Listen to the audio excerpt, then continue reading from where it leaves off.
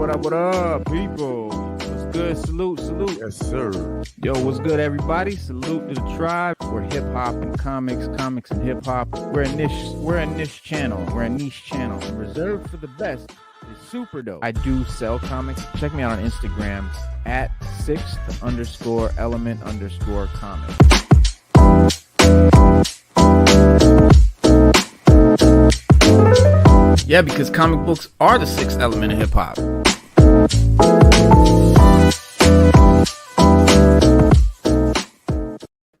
What's good, everybody? It's the sixth element of hip hop. I'm your host, Reno Noir. This is my co-host, Stu Dog, and we got a special guest in the house, OG Lee. What's up, Stu? What's up, OG Green? What up?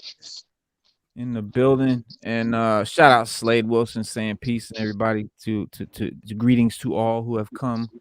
What's good? We had Diamond Onyx popped in earlier. She said, "Let me go tap in with that like." We got Corey Adger in the house. Peace, Corey. The sixth elementals are here. Got a good show. Got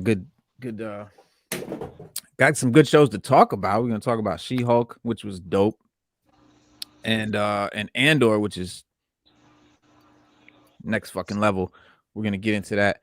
OG Green, what's up? What's up, man? And but yeah, so before we get into that, you know, we're gonna deep dive into Andor and talk a little bit about She-Hulk and all that. But and this is kind of old news. It's like 5 days ago at this point, but I just kind of peeped it. Indiana Jones 5 trailer came out. They showed the trailer on, what do you call it, a D2 or whatever, D23, whatever, and people had their phones out. Some people caught a little bit of the footage. I have a very corner angle of the footage of the trailer, so we can try to see it. It's not great, but it's something if you're interested. And then Indiana Jones himself, Harrison Ford, gets super emotional on the panel talking about it, and that's pretty cool. But I know everybody's not really hype about this movie. I know a lot of people are just kind of like over it. I mean, he's had his time, and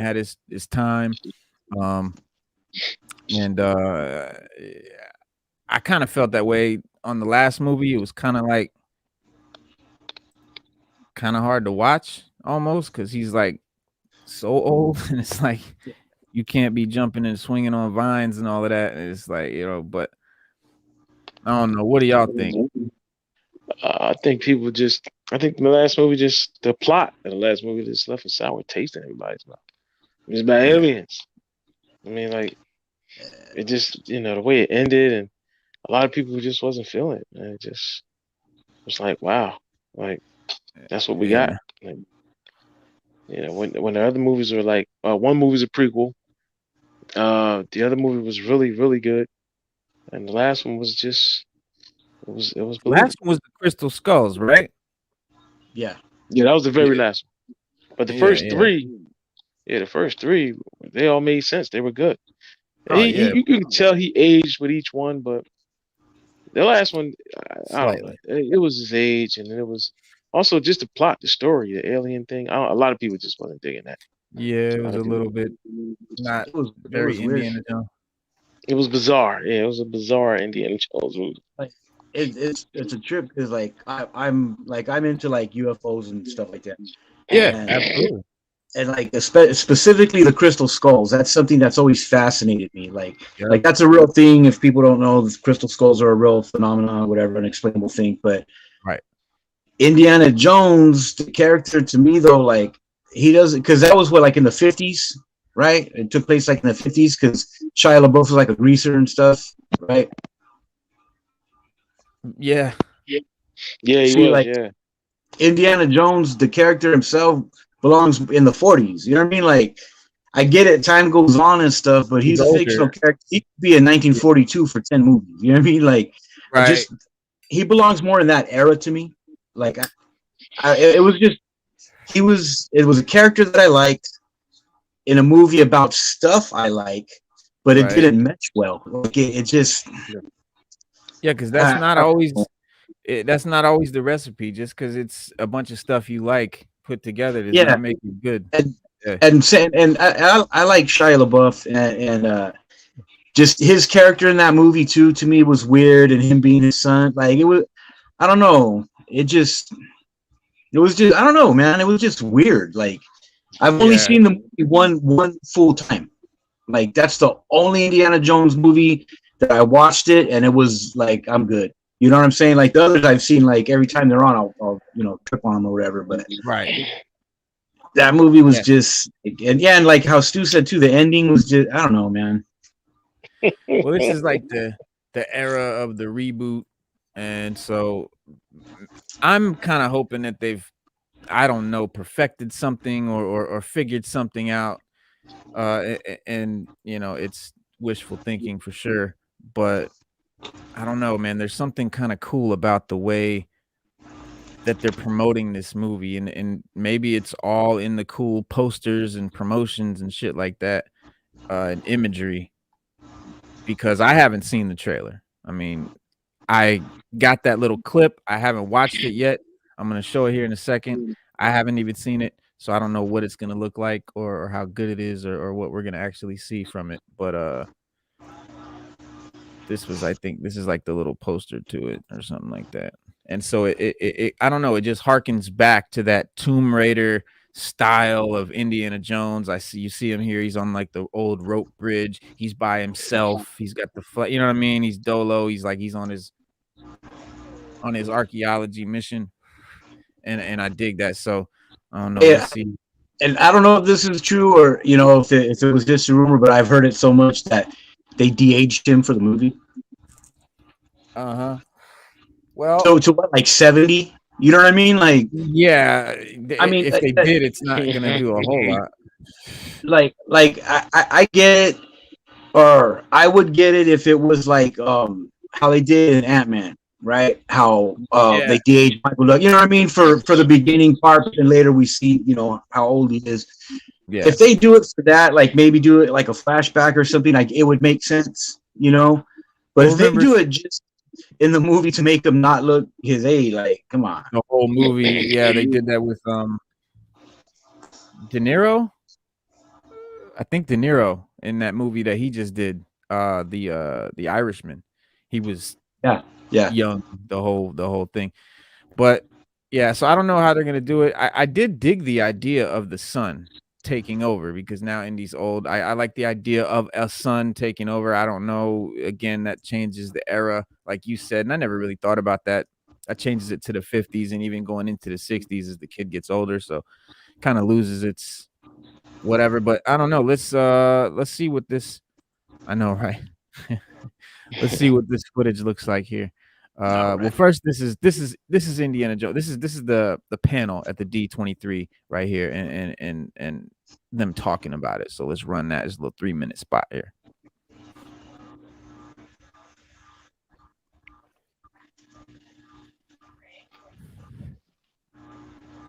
I can't hear shit. Could y'all hear anything? No. No, I can't. No. Okay. All right. Let's just go to the trailer. This is definitely silent. This trailer footage. It's silent. There's no sound. It's just an image, and it's really short. So let's see what we can try to glean from. So not a whole lot there, but definitely can see some action. It looked like Yeah. like you were saying, like a flashback. Because definitely I saw a scene of him as young Indy. And I don't know if that was like a flashback of footage of the old movie or if that was him de-aged or whatever. There's I don't know if that was okay. No, there's a little bit more. All right, let's see. There's a little bit more. We see a little bit more.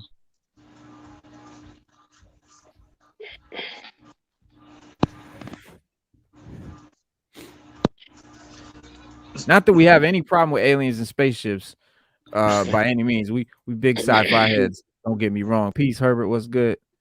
But yeah, like we said, man, everything doesn't mix. So maybe it's Hey, better that way.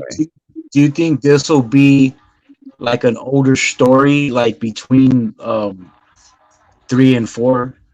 You I know, like hope how they so. did Fast and Furious, how they made one, and then, but if you watch it chronologically, Tokyo Drift is like after part 7 or something. Yeah, You know what I yeah, yeah, yeah, yeah. mean? Yeah, I Because hope how so. you said it looked like back in the Yeah. 40s. You know what Yeah, I mean? Once you said it, it's like, yeah, yeah, yeah. It's definitely some Nazi uniforms I saw there, and that high speed chase, some old school looking vehicles and shit. So yeah, yeah. How I far? think But that how they're, I far think back that they they're gonna take it? That's the question. like he said. I think they're going between the third movie, the third and the fourth movie, like between what do you call it, the gauntlet, the crusade yeah, yeah. and the crystal skulls. It's Yeah, Crusade and Crystal Skulls. Yeah. yeah. That could be. That could be. We'll see. But yeah, it looks cool. And like I said, Yeah, this because is Because I mean, they did it with Temple of Doom, and Temple of Doom is the prequel to right, Raiders of the Lost Ark. right. Yeah. So I Yep. mean, They played them could in be done. order. Yeah. Yeah. That trailer. So that trailer, there's words obviously, but we couldn't hear. And the voiceover starts the trailer, which looks to be by Toby Jones. It says, "I miss the desert. I miss the sea. I miss waking up every morning, wondering what wonderful adventure the new day will bring us." That's Indiana Jones talking, narrating, and then Okay. he says, "Those days are come and gone." And then John Reese Davies Sala says, "Perhaps not. I Perhaps." love that dude, man. Yeah. He Yeah. says, "Perhaps, perhaps not." And then the footage show Indy jumping from car to car, running on top of a train, riding a motorcycle, chasing a plane. And then Indy says, "I don't believe in magic, but a few times in my life, I've seen things I can't explain. I've come to believe it's not so much what you believe, it's how hard you believe it." And then the trailer says, "Next summer, discover the adventure of a lifetime," with a look at Phoebe Waller-Bridges' character known as Indy is revealed to be captured and then is unhooded. So I guess that's Indy. There's two Indies. Maybe this is his daughter. And Maybe maybe he got a clone somehow. They then cloned him or something. yeah, and then he Crystal says, Skulls well, do that. Huh. Phoebe Waller-Bridges. So look up whoever Phoebe Waller-Bridges is. That's the character. That's the actress. A Phoebe. I'm assuming it's a female. Can't assume these days, but we never know. But Phoebe Waller-Bridges. So then Indy says, "Indy, as the John Williams music plays, I've come to believe it's not so much what you believe, it's how hard you believe it." Again, and then the trailer sees Mads Mikkelsen is in it. That's my dog. He's in it. I didn't know he was in it. He says, "Who is this man?" And then Indy says, "I'm her godfather. Get back." And then I think that's it for the trailer. But yeah, I didn't notice Mads Mikkelsen was in it. So he's the guy that plays in Rogue One. He's in the very beginning of Rogue One, Jaina Erso's dad, the guy that Oh, okay. they kill. He also played Hannibal in the TV show for Hannibal Lecter. Oh, that's right. He's in a bunch of shit. Yeah, he's in a bunch of shit. He's dope. He's super dope. Yeah. Yeah. And then yeah. Apparently Star Wars makes the Indiana Jones connection official in new Disney canon. Uh Star Wars Andor features a brief yet exciting Easter egg connecting Han Solo to Indiana Jones. Obviously, both played by Harrison Ford. Uh, this new reference sort of brings them two together, as seen in Andor episode 4. More details about Luthen are revealed as his gallery of antiques, with all the little knickknacks and shit. And it's full of Easter eggs. It's full of stuff that like the prop department put around, because the guy that makes that's making Andor, he's against like fan service and shit like that. He believes the story should come first. Easter eggs, fan service.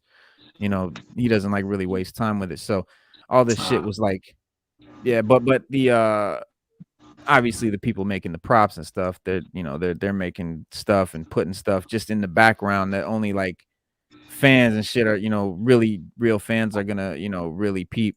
And you can see right in the background of his gallery at about 30 minutes and 30 seconds, Indiana Jones's bullwhip is there, encased in carbonite. So like that's fucking, I mean, you can't even argue that shit. That's deliberate as fuck. Um, yeah, I think that's dope. It's a perfect homage to Harrison Ford's characters in one thing. It is. Let me see if I can get you guys a pic of it.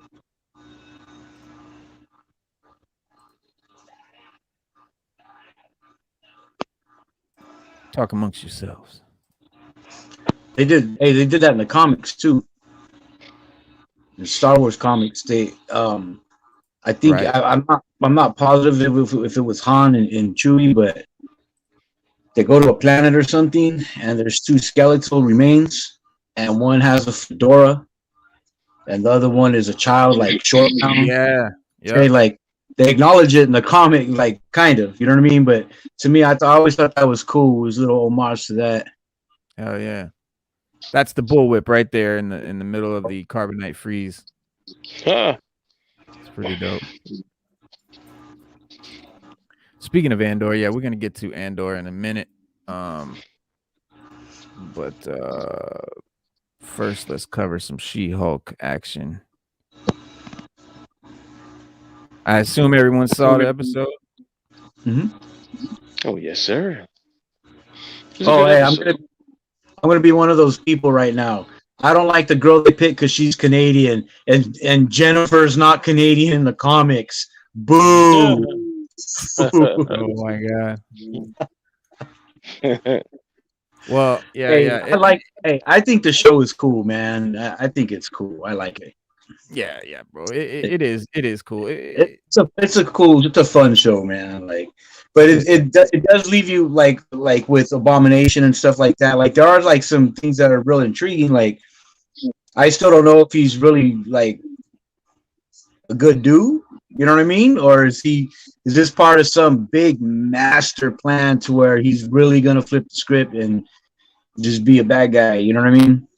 That's a good yeah, that's a good question because I think he's totally cool. I think that's sort of the joke of it is that he is cool. He's good now. And this episode, obviously, with the retreat and everything, that he's sort of like just laid back, kicking it. Like, I think that's funny as hell that he's just totally cool. And he's like he's like the guru of the shit. Yeah. It's hilarious, bro. It's hilarious. I mean, listen, if you take this show seriously, you're missing out. You're doing yourself a disservice. It's not meant to be taken seriously. Hulk fans, please don't get upset about it. It's just a comedy. Honestly, I think guys should the guys that have really been out of shape about this should think about it this way. And this is for the guys that have wives and girlfriends. If you don't live with a girl or female or a woman of some sort, it's not going to affect you. But this is the show to get your girl into comic shit with you. This is the show to have her sit and watch with you, that she can be interested in it. And then see little Marvel stuff gets peppered in there. And then you bring over into the movies and stuff that you like. That's what this show is perfect for. What's up? You know what I'm saying? Like it strikes me as Marvel doing their thing to give the girls something to get into, and it's perfect for that. I mean, but not to say dudes can't enjoy the show, because I'm digging it. And honestly, I got a crush on Jen. I think she's fine. I think she's cute as hell. Not She-Hulk, but Jen. But yeah, man. The beginning of this episode sort of starts off with the rom-com montage as Jen goes on a collection of little dates with Josh, and it's seemingly perfect guy, and he meets her at the cousin's wedding, and then they walk around LA like holding hands and going to food trucks and all of this, with the awkward goodbyes at the door, and then finally she kisses him, and then Mm-hmm. next day she lets him in. It's like 4 dates. She finally lets him in, and they finally, smash. And then the next day Do he the don't call nasty. her. Yeah, do the Yeah. nasty. And then he doesn't call her the next day. She starts bugging out. She's like, he's not texting me back. He's not responding. Days go by, 3, 4 days. And at this point, she's pissed. And as she's grappling with being ghosted, uh Blonsky, Emil Blonsky, what you call it, Abomination's probation officer, parole officer rather, Chuck calls for help. He wants her to accompany him to go to the Abomination's joint because his little ankle monitor malfunctioned or did something, and they got to go check on him. And so they head out there to his little Wi-Fi free, uh, no service. You know what I mean? Like hippie, laid back Buddhist retreat, and it's called the Summer Twilight, right? And they go there and investigate, and then they find out they find this send out former supervillain is running like a refugee for troubled individuals that like minor supervillain types plying them with affirmations, like today is today and make your goal a reality kind of shit. And it's like a superhero rehab concept. It's great.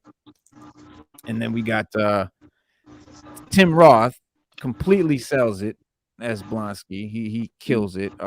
His heightened version of the character was funny, but incongruous within earlier episodes.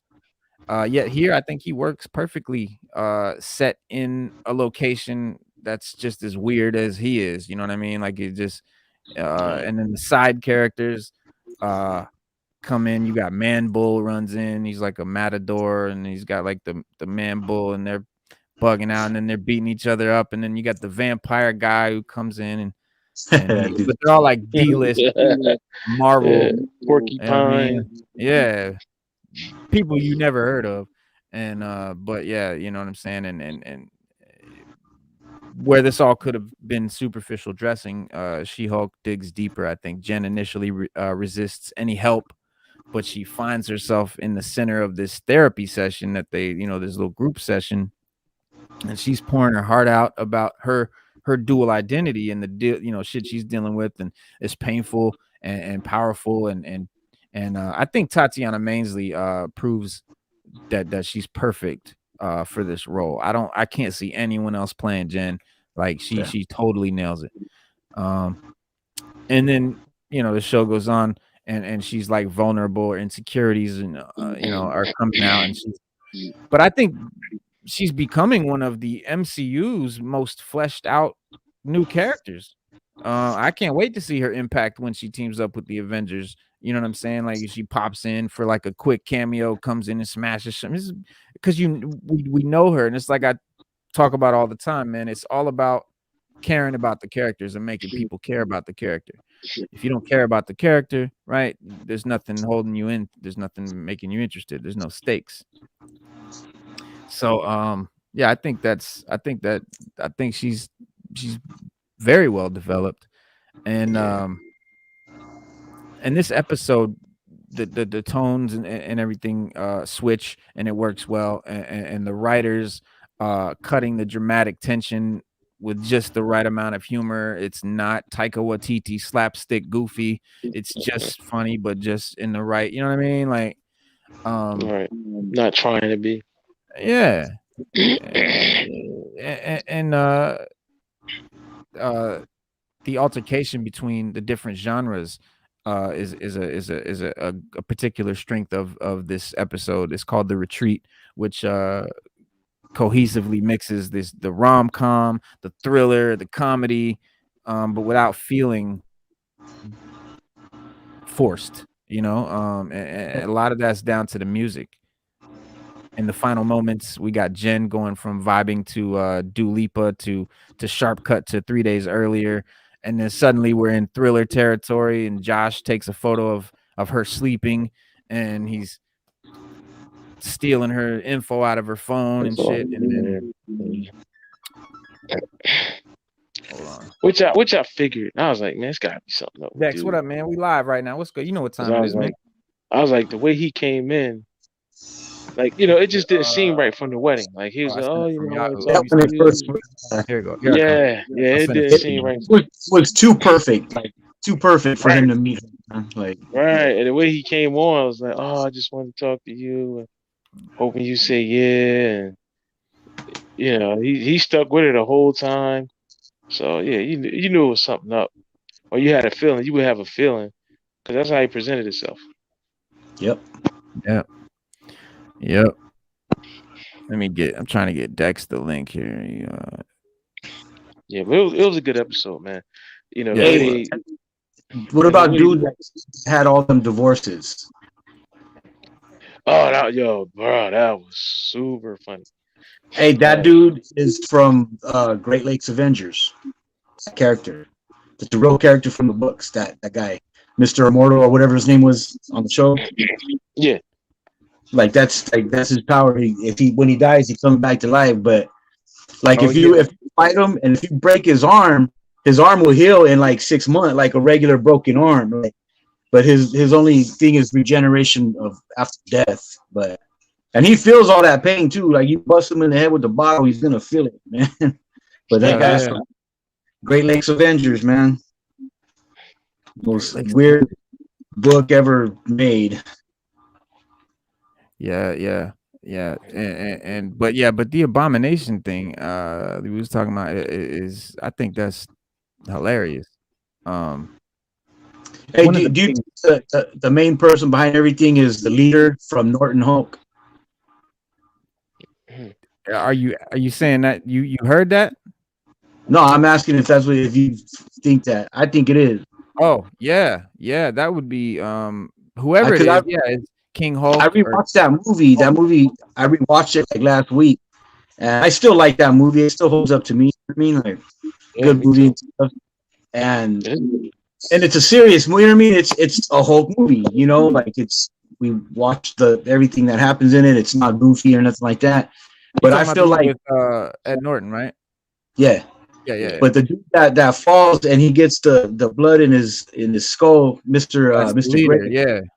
Yeah, I He's feel getting like he's the one behind all the things in She Hulk. I feel like it's him. I think so. I think so too. I think you're right. I did hear that somewhere too. And at the end of this episode, they show the phone when he's sending the Yeah. text, Josh, and it's got the little icon and it says Hulk King.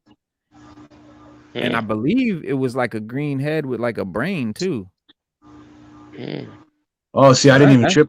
that's I the saw leader. the name and I just saw like the little emoji, like the little green needle. You know what I mean? But I Yeah, didn't yeah. trip. Yeah. Who is he? Who is the Hulk King? We don't know. Given how Yeah. expertly the writers have begun to pull the threads of the story together, it seems like these narrative offshoots will definitely all make sense as we get into the last episodes. And who knows, maybe Jen will finally get the help of another Avenger. superhero lawyer, Daredevil. Like we've been waiting too, and I feel like they're trolling us, man. Like Showed the suit. they trying to remind us, man. They want us to know this is a Mhm. She-Hulk show. This is not the Daredevil show, man. Because we really thought we was gonna get Daredevil this time in this episode, but they Mhm. completely ignored Daredevil and Intelligentsia teases of previous episodes for another self-contained gen-centric adventure. Again, and this time, uh, we're in the supervillain therapy of Emil Blonsky's wackadoo ranch. Which, again, man, I think is great. I know a lot of people it's one of the biggest criticisms of Marvel Studios films, especially in the early phases, is that the villains are underdeveloped. In movies like Iron Man or Captain America: First Avenger, you got the personal motivations of the villains are not as important as they're serving as a dark reflection of the film's hero. And Bruce Banner was a man of science, granted, all this power that he didn't want. And Blonsky was a man of violence who craved power at any cost. And She-Hulk could have just picked up that characterization where the movie left off.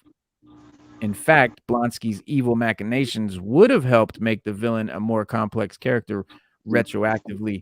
But the twist is that he's actually reformed, sends up and it sends up both in the in-universe supervillain justice system and the way the early MCU treated its villains. And then since Blonsky was just an empty vessel, a menace, that desired power in the Incredible Hulk movie, his true character we didn't know, and we had no idea. So you can't say who this is out of character or what. You know what I'm saying? He was ignored by the system as a part of, and Blonsky found his own way back to rehabilitation, and Right. he was also ignored by Marvel Studios storytellers. Um, he was only Well, mentioned because in 2011 well as the because the well one because shot. because in the comics, Abomination can't change back. Once he changed into it, that's it. He can't change back to Blonsky. They Right. still refer to him as Blonsky and all of that, but he can't transform. And those are like his sort of say his advantages over Hulk is Yeah. that he has control, but he's exactly like the Hulk. Man. He's in terms of strength, Hmm. healing factor, and all of that. He just can't change back. That's Yeah. just it. Yeah. Yeah. And for a medium like this, being defined on being serial, characters in comic books rarely change. The good guys stay the good guys, the bad guys stay the bad guys. In rare cases, fan favorite villains like villains like Venom or Harley Quinn can transition into anti-heroes. And as popular as Abomination is, MCU fans were not clamoring to get this character back. And if Marvel's not going to use him further, why not reform him and add him to this? A comic story in live action about a villain reforming is rare enough, but having the villain reform into just a regular person who helps others in a non-superhero way, that's very unique, and it's Oh yeah, hilarious. that's very creative. Yeah, it's very Yeah, good and, you know what I'm because you don't see it. saying? You don't see it. No, Yeah, you don't. No, and there's still that's a few probably one of the episodes reasons why they left. made him transform. Yeah, and I like that they went with the comic book look. You know what I'm saying? Versus the look from the movie, from the Hulk movie. I Yeah, was glad that, yeah. I'm saying, and that's one thing you got to give it to She-Hulk, man, because if it was a more serious show, we wouldn't have got that cool comic book version of Abomination in live action. You know what I'm saying? And these people in Hollywood, because they're not that smart, they don't understand that the fans, we want the characters to look like they do in the comics. You can say it looks corny or it doesn't look good or it's cheesy. It's what we want, man. That's why we're fans of this shit, because of the comic books, not because of the shit you guys make up in the movies. So you know what I'm saying? But that's why I like that's what one of the things I like about this show. It's not, it don't take itself seriously. It doesn't have to. And I give it a thumbs up. Oh yeah. I do too, man. I've been enjoying it. It's been a fun ride, She-Hawks. It's been a fun ride, man. Like you can't. You're not supposed to take it serious because it's not. It read like even her comics read like Deadpool. They're Yeah, like Deadpool, exactly. and this show is like the comic. It's just like the comic. It's just a lot of comedy, a lot of tongue in cheek. Her, breaking the fourth wall. All kind of, everything is true to the comic, man, and the way it's Mhm. presented and everything. Say what you will about it, but I especially enjoyed this last episode because it was deep. They got into how she is struggling to deal with She-Hulk and how she separates the two. And they were trying to let her understand, like, look, like even though you're She-Hulk, you're still Jen, you know. But it's you that, thinks that She-Hulk is what you need to be more than just Jen. Because read the comics, when she is She-Hulk, and she's She-Hulk a lot, she hooks up with guys, she goes out on dates, she's very confident. She's a whole different person. And everybody's like, look, Yeah. you don't have to be that person, just Jen. Even though you She-Hulk, but be Jen. Like that's what if you want people to like you, they That gotta like you and for you. And right. And just that was because you this She-Hulk, episode. right, right. And then That's you what off it to that's you what know it go gave us. She-Hulk. Right. But It it was is good, man. sensational versus but Norrin Rad, and I feel you, and this is what a lot of people are saying, it's not savage enough. This is not like like it's not that show. It's not the show about the Savage She-Hulk. It's not this is not the guys show. This was never the guys comic show. Like we got No. our shows. This was for like your wife to watch the comic shows with you. This is a show you could be like, "Hey honey, let's watch some Marvel stuff together." This is something that she could get into. It's not to be watched like Iron Man or something. You know what I mean? Like or the Incredible Hulk. It's not a Hulk. It's a comedy. It's a rom-com. It's not for the guy fans, and that's cool. Like if you watch it that way, then it becomes then you can be entertained by it. Like at first I was dead against it. I had no love for it. I was like, whatever, I'm not even gonna watch it. It turns out it's actually pretty good. It's funny, it's cool. Like, but I'm not gonna go into it looking for like my comic book fix or you know what I'm saying, my Hulk fix or my superhero fix. Don't even bother. It's more like if you feel like a laugh or you want to watch something with your girl, that's what it's for. You know what I'm saying? Like I'm not gonna sit there and just get high and binge She-Hulk. It's not, you know what I'm saying? But it's dope. It's got its merits and it's got its point. Its reasons for existing. But yeah, they definitely trolling us with Daredevil, man. And speaking of Daredevil, look at his new suit in the comics, yo. You got the ninja joint. That shit is fucking wicked. And that is the new Daredevil in the comics right now. He got the hood. He got the hood going on like Hawkeye when he went Ronin. Right, right. And yeah, it's the King Daredevil look is what they calling it. And it was on what's his name? Marco Cicchetto is the artist on his Twitter post. And he's got the hood and the white collar, and he put that up. But it's the new. It's gonna be in. I think that actually. I think. Wait a minute. The new Daredevil. Oh, okay. So it's like It's like Elektra's Daredevil costume from Daredevil 25 when she with the hood and all of that. King Daredevil variant. And I think I got the picture of the bottom half too.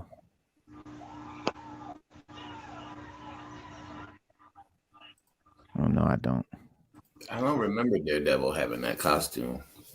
No, it's when Chip Zdarsky started the Daredevil run, when they got to issue 25, Elektra becomes Daredevil. And that's what she wears. And that's what she wears. But Matt and Elektra are preparing for a mission to defeat the evil ninja group known as the Hand, and which is currently led by the Punisher right now in the comics. Punisher is like renounced guns and he only uses swords now. But this hints of their impending journey and like the hardships that they're gonna face, and that they've already been teased. And Matt's got the beard now and the new costume with the hood, and which we briefly seen in July's Daredevil #1. And there Daredevil declared himself as the leader of the Fist, which is an organization created thousands of years ago that serves counterbalance to the Hand. You get the Hand and you get the Fist. But it's dope. It's dope. Yeah, it's some ill shit. It's September the third issue, I think, came out September. Daredevil 4 will be out October 12th, and that's where you guys can see this new suit, I think. Is where they debut it.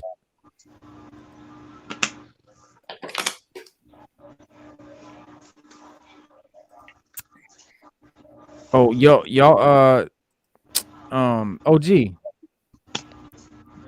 You know about What? the El Muerto? El Muerte? The what? The comic? The movie?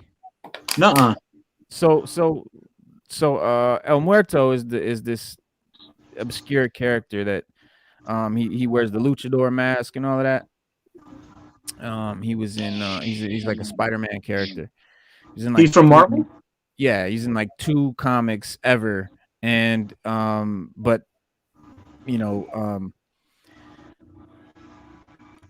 Jonas Cuarón has been hired by the studio to helm the movie. It's a project that the rapper Bad Bunny Yeah, yeah. Bad Bunny wanted to do the project, and I guess somehow he got with Sony to do a Marvel movie, and that's what he wants to play. He wanted to play that, and like they bought it and they went for it, and they're making the movie. It's really bizarre because like And it's this very obscure, and he's he's gonna playing, play. yeah, Wow. Yeah, yeah, that's and crazy. yeah.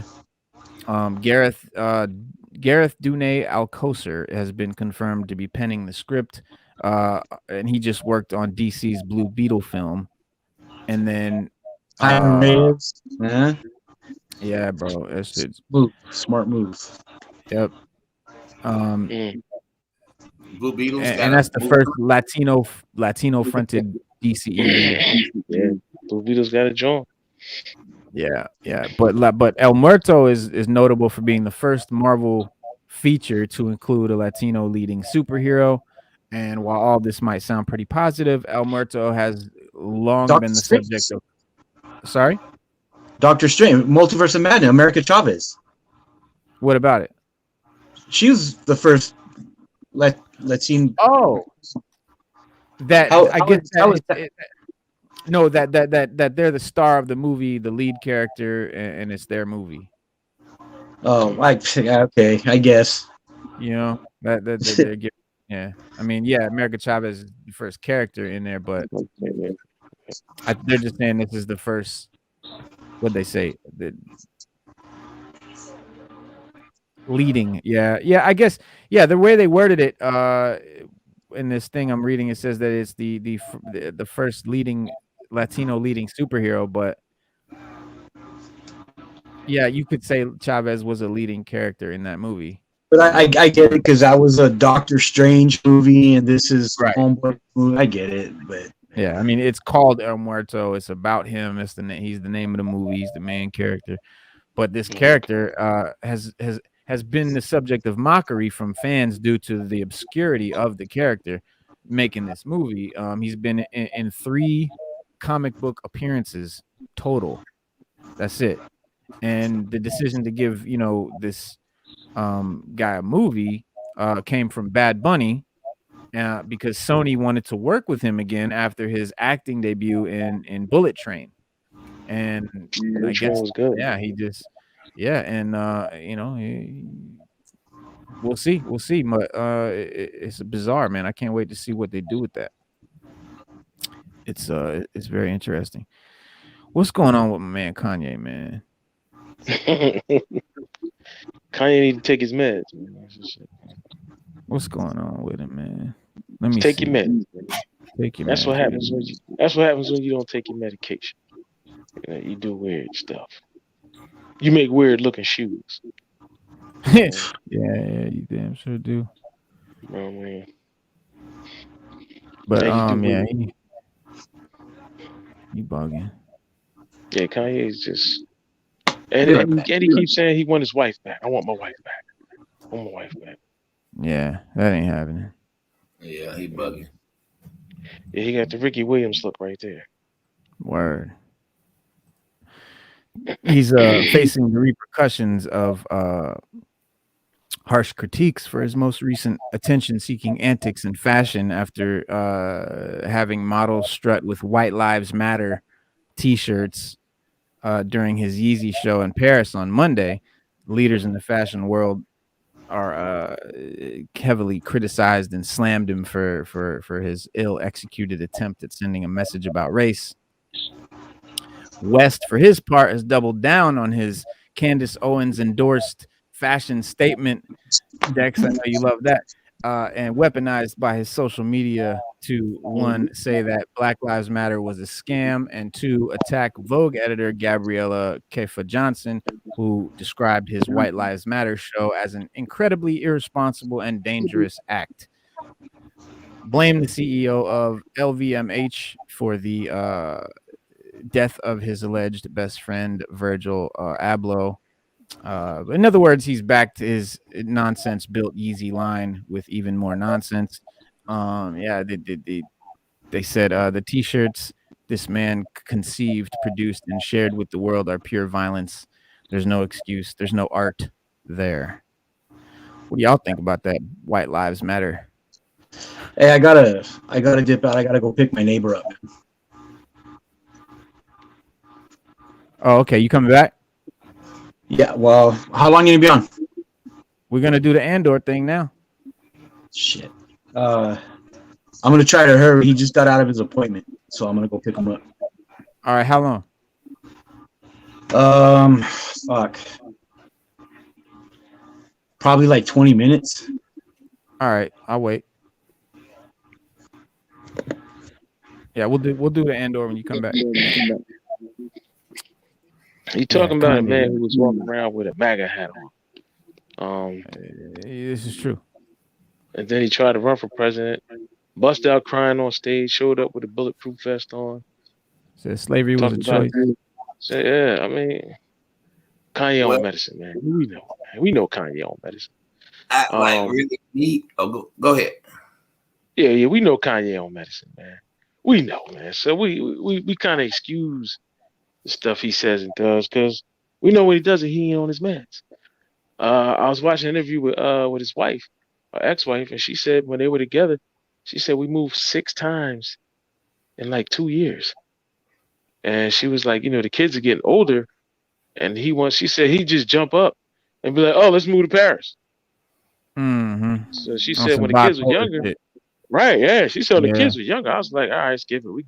Then she said he'd jump up and be like, I want to move to Montana. Yeah, And he went yeah. out there and bought the Wyoming. ranch. Yeah, well, I Yeah. remember he went out there and bought the ranch in Yeah. the studio. And then she said he'd be like, oh, I want to move back to Chicago.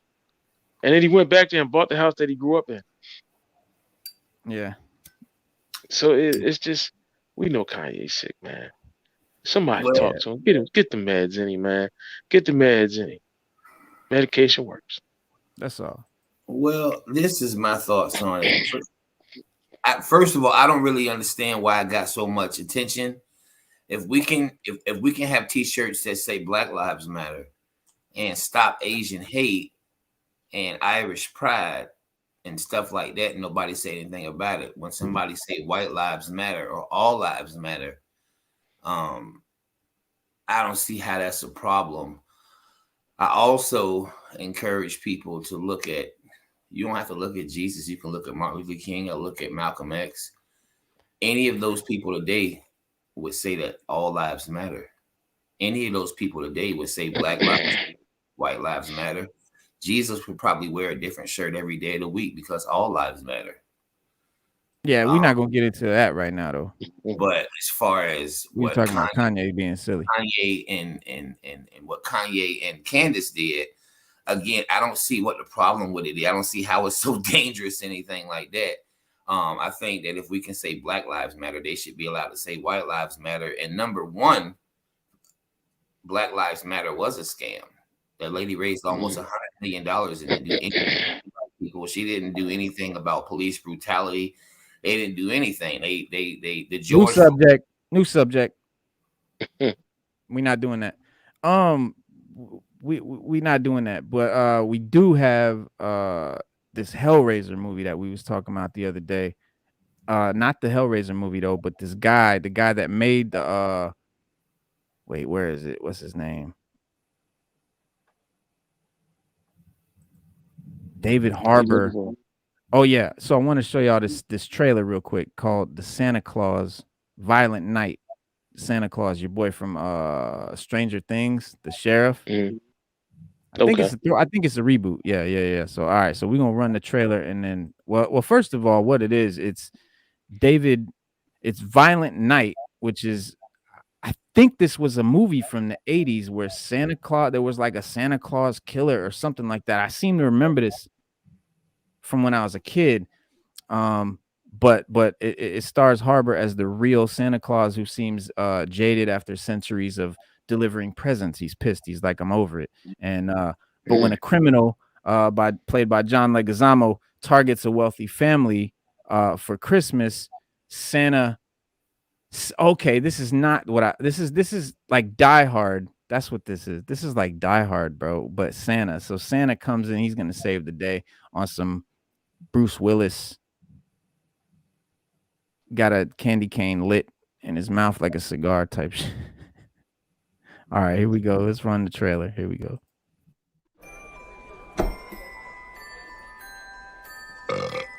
You ain't driving, are you? I steer a little, but the ranger do most of the work. This is my 4th year as a Santa. How about you? I started the whole damn thing.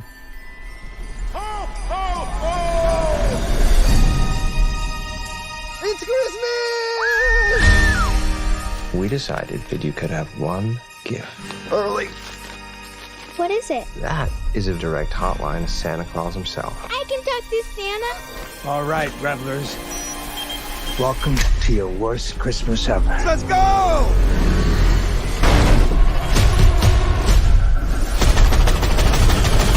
You have $300 million in your personal vault. That's what I want for Christmas.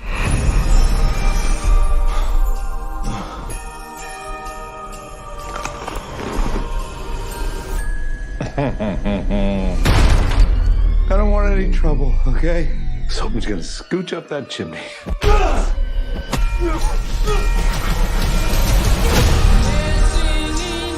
Who is he? Because it's not your typical mall Santa. He's like a superhero. Daddy said you were very busy tonight. My name's Trudy Lightstone. Are you gonna help us, Santa? Yeah, Trudy. Santa? You're on my nice list. Santa Claus is coming to town. Time for some season's beatings.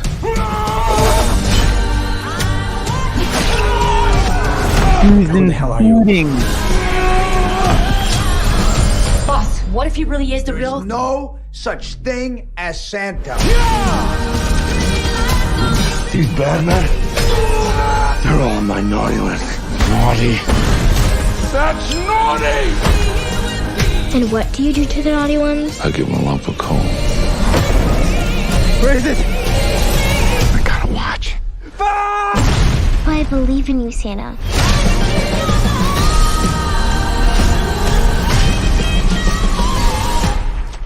Come on.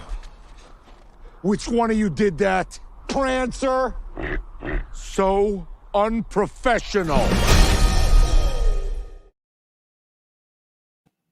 Hell yeah. I'm in there. Dog, Santa, he's like a superhero and shit. You seen him?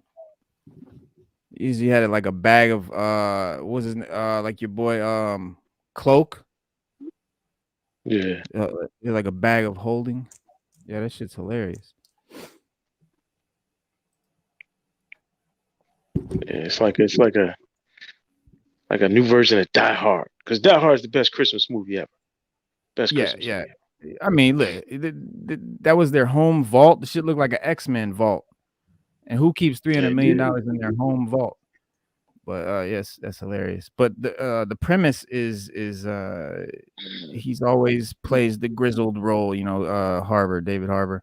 And some of the best Christmas movies are unconventional in their depiction of the season. But the film's trailer does not show off much of what it can bring to the that's new to the table. It's not a lot new here. It's just pretty common territory. We've been here before. But not every film has to be revolutionary. It could be a surprising smash hit. You never know. But it will more than likely be a low key, something funny to fuck with. Listen, I like it. Man. I want to see it. Hell yeah. Hey, let me say something, man. You can edit this out or whatever. No, we're live. I can't edit nothing out. Yes, well, we'll do it live then. Hey, listen, man. When you I don't think he understands I can mute the thing. We're not doing that. We're not getting into them subjects. It's not that kind of show, man. I'm sorry. I'm trying to find the damn God damn. I had a dope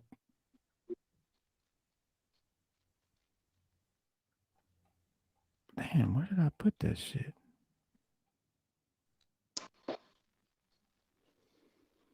What's the movie? What's the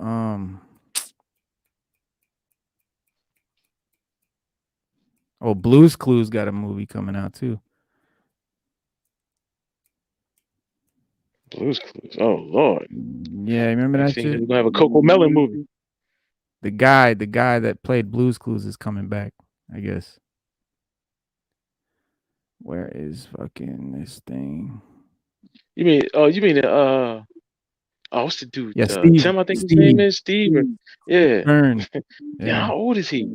How old is he now? dude is oh, I don't know how old he is. I guess I'm not gonna say, but yeah, he's he he he left that message recently last year, I guess, and I guess it started some talking or whatever about them doing a new movie or something. But I'm trying to find the goddamn werewolf I at know I the watched the werewolf by show. night. Yeah, I I got watched some. the Method Man finally talked about the movie he's in that he's been filming. I forget the name of it, but it's about a young person that wants to be a rapper, and they're like struggling to do it, and they got it's sort of like a modern, it's sort of like a 2020 version of 8 Mile. But he said he had a good time filming it, and apparently he has a really big part in it because you never really see Meth. Meth's been playing smaller roles, but Wait, he's doing. You say boys, he's he had a doing pretty a big 8 role. Mile? It's It's a sort of new like an Eight movie? Mile the way he explained it. Oh, you No, talking about it's the like an Come Eight Up? Mile type.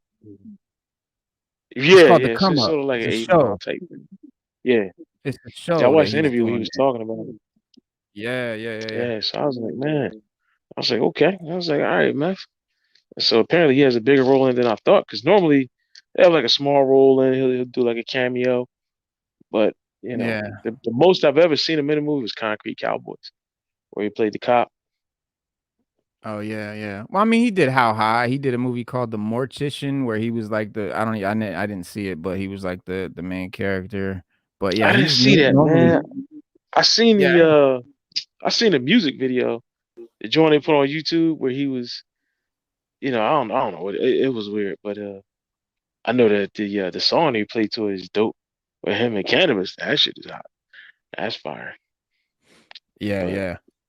I never seen a Mortician. I heard about it, but I never seen it. I never saw it before. But I know the song is the song and the video is dope. I could definitely say that. But Blues Clues coming back. Oh man, that's crazy. That's But crazy. Werewolf that I was trying to find the Werewolf by Night director, Michael Giancano, talks MCU connections, horror, and spider music in this interview. Because the Werewolf by Night, the director Werewolf by Night has worked on everything from Spider-Man to Thor to the Batman, The Incredibles, Star Trek, Star Wars, Mission Impossible, you name it. But he's never done that from the director's chair. He's usually a composer, but now he's doing that on top of making a Werewolf by Night his feature directorial debut.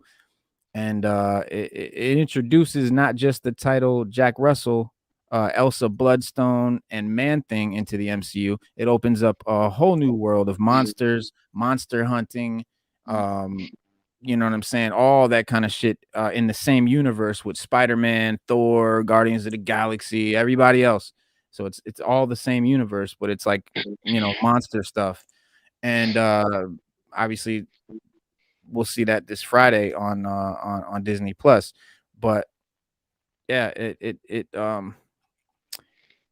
they asked him last night after the Fantastic Fest screening. You mentioned that you were the one who kind of pitched this to Marvel and Kevin Feige. So I'm curious, what came next in the process? Just is it just like full speed ahead, or does it have to figure out how or if it fits into the MCU? And he said, I think if there's a point where you just sit down and go, okay, now what? We're in the official phase of now what? And I don't think anyone has the answers or too much or has too much to put thought into it just yet, because we've been just been working, trying to get this one finished. And honestly, when you're working on something like this, something that's so different and new, you don't even know if it's going to work. You don't know what's going to happen with it, how it's going to be received. Who knows? So now is the point where you can kind of start evaluating all of that and see what you want to do next. But I can say that I absolutely adore these characters so much, and I have such an affinity for them. I would love to see them go and do something more. And then and then they said the character is often thought of in tandem with Moon Knight because Moon Knight debuted in his comic. What was he ever a part of it, or maybe did the fact that they did the Moon Knight, or was it coming at that point, making it a little easier to get done because they did Moon Knight? He said, I don't know. I mean, we never even discussed him when we were working on this. Moon Knight, he's in a couple of issues of Werewolf by Night, but he's not the focus of that at all. And he has his own sort of thing that he goes off and does. So we never felt obligated to even consider that. It was more for me, it was about we're introducing a new character. It's enough to do that. I didn't want to muddle with a bunch of things that were happening elsewhere in the MCU. And at the same time, I'm not messing with any of those things that are happening. They're all still happening. It all exists. It's all there. We're just looking at one night in the life of Elsa and Jack. What is that like? What is it like to be them? And then from there, who knows? So that's interesting, man. I was really curious about the whole Moon Knight connection, and if it was because they did Moon Knight, now they're doing Werewolf by Night, or was it, you know what I'm saying? Is it related? What? So yeah, that's cool to know. It is. And then yeah. And then they said, we don't even know what night it is. It could have been in the 1940s. It could have been in the future. We really don't know. And then he says, that's the great thing. In my mind, it's happening somewhere within the MCU, but we purposely never say when, why, how, all of that, because to me, it was just about these characters. Let's worry about these people for tonight and see what happens. So it's not going to be like in any recognizable storyline or timeline or era of the MCU. It's not going to, you know what I'm saying? We're not going to see it. It's not going to be like really relating to other things. But for whatever reason, it does take place in the MCU, in the Marvel Cinematic Universe. It's not a standalone thing. It is part of it. So we don't know yet why it's part of it. Maybe it won't have a reason. Maybe it'll just be a cool idea to do this cool movie about these characters that just happen to be, in Marvel. Because everything don't have to be part of the big story. No, and I like that. Not at all. Like that. Actually, and that makes for better material because you can branch off into something different. You can use different characters. You can give a different perspective, like She-Hulk. I mean, it's a lot you can do. Like you said, Yes. everything had to be part of the main bad guy plot.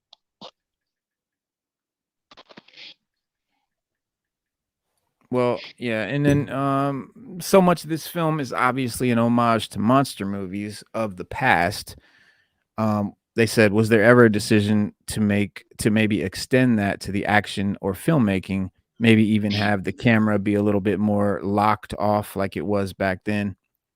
And they said, no, they always allowed me to do what I wanted to do. And what's your version of this? This is my version of this. And it was sort of a mix of the films of the 1930s, more modern films, and a nice mix of all those things. So I don't know if it's gonna. Again, they're not saying it's not gonna really say where or when it takes place per se.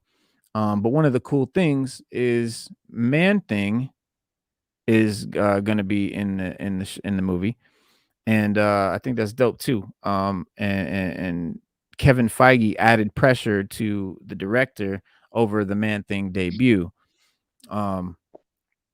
Coming from the composer that they're interviewing, that I just told you about the interview. he said, among them is Man-Thing, among the monsters that, Marvel's iconic monsters that we're bringing to the screen, a monster with close ties to the multiverse that may play into the current saga. So, whereas this movie, Werewolf by Night, may not be a connected storyline to the MCU, the character Man-Thing may very well be in the movies for whatever reason, in whatever capacity, dealing with multiverse type shit, multiversal Just gotta wait and see. Yeah, we gotta wait to see. Wait and see. This is Man-Thing right here in the movie. So we saw him in the trailer, flashed it, and they somehow got this image. But that's it, perfectly beautiful. That's Man-Thing. I mean, all day long you can see it. And you can. And he looks excelente. Yeah. There's right in the middle, you got the two glowing eyes, and then the nose thing, and then the tentacles coming down, the chin deal. You can see his arms, his shoulders there. Yeah, so but this sort of universe, man, it's got, this sort of could involve Blade and all of that. You know what I'm saying? During hold on, let me see. What's his name? OG's back. OG Lee in the building. All right.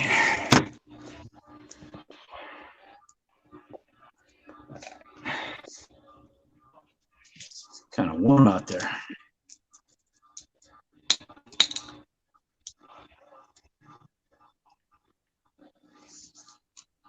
Hold on, man. It's hot out there where you're at? It's like 50 degrees. Still warm, yeah. Wow.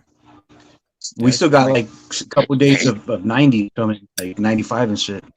Wow. We got days coming of like 65 and below. Reno got days of 35.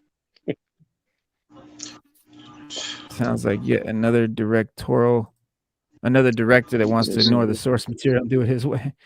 Yeah, we'll see. That's what it sounds like. Yeah, that's what it sounds like. We hope like. not, but yeah, we hope not. We hope not.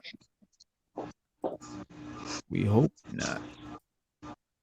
So okay, so OG Lee's back. We're gonna dive into Andor, but I did want to quickly, because we just talked about She-Hulk, and I wanted to link this in. So in She-Hulk, the vampire dude Saracen, they mentioned his dad and all of that, and they said, and so a lot of people thought this was Blade's son. It's not, but yeah, a lot of people thought it was Blade's son. But speaking of Blade, Blade's MCU introduction was actually originally set in the 1920s. They were going to do a new report alleges that Mahershala Ali's Blade was originally set to make his Marvel debut during the 1920s. I don't know what that would have been like or what the deal was with that. But the Illuminati cites unnamed sources close to the production who claim that the latest draft tells a period story that takes place at least partly during the 20th century.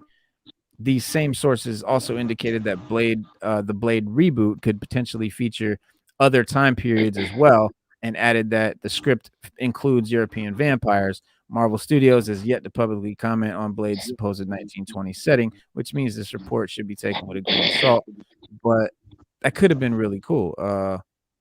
Who knows what the hell this Blades movie is going to be, or if it's going to be, or what.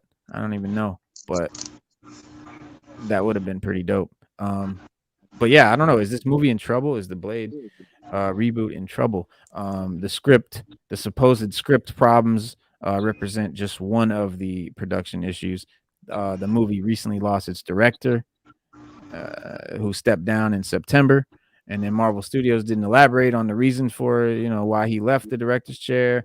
But it confirmed that he will remain attached to the project as an executive producer for some reason. And reports indicate that the studio is already searching for a new director, although who the current front runners for the position are, we don't know. Right. One potential candidate is John Wick's Chad Stahelski, who previously confirmed that he discussed the possibility of helming Blade with Feige prior to Tariq's appointment, prior to Tariq becoming the director and then quitting. He said, Kevin's an awesome guy. I've worked with him for many times in the second unit. After John Wick 3, he was nice enough to carve out a big chunk of time and have a nice talk and actually asked me, what could we ever do? I was like, look, I'm not going to lie to you. I don't know if it fit the kind of studio mold, but Blade would be the one thing I would be interested in doing. And they talked about it, but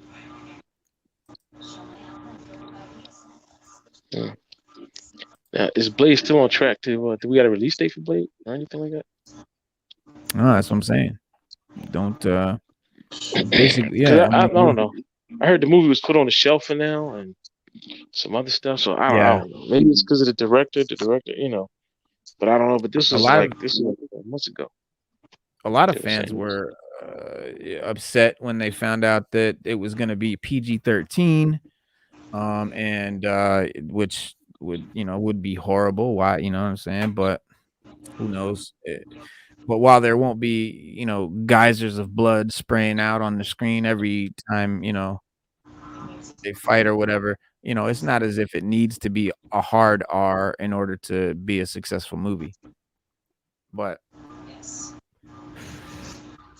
let's not forget that A Quiet Place, Sam Raimi's Drag Me to Hell, M. Night Shyamalan's Split, those were all PG-13, and each of them were, pretty intense, and horror movies. So that don't mean shit. Blade's potential will not be defined by whether or not Mahershala Ali is going to be lopping off heads left, right, and center, nor should it be. The recent behind-the-scenes issues, though, have fallen to the production, which should be a real cause for the concern, I think, especially when shooting was scheduled to begin as soon as next week, and they're not even ready. That's obviously not going to happen. But the overriding sentiment being put forward in a recent Reddit thread signals that the majority of MCU fans couldn't care less whether Blade is PG-13 or not. The only real concern that they all share is that the sudden departure of the director, throwing the entire operation into chaos, is probably going to affect it in a very bad way. So far lately, DC, Marvel, when directors leave, Star Wars, we see what happens. We see how the movies end up being shit. So, and Kathleen Kennedy gets involved. Right. Fingers crossed. Fingers crossed. I mean, listen, Blade. We've heard a lot about Blade. They picked a new actor. They recasted Blade, which a lot of people was upset with at first, but then it was like, all right, we'll go with it. And it's like we get crickets when it comes to the movie. I don't know. Should we have gotten one already? I have no idea, but I know they should be at least filming by now. And that was a couple years back. So if they wait too long, people are gonna be like, yeah, the ones that came out at night. I keep moving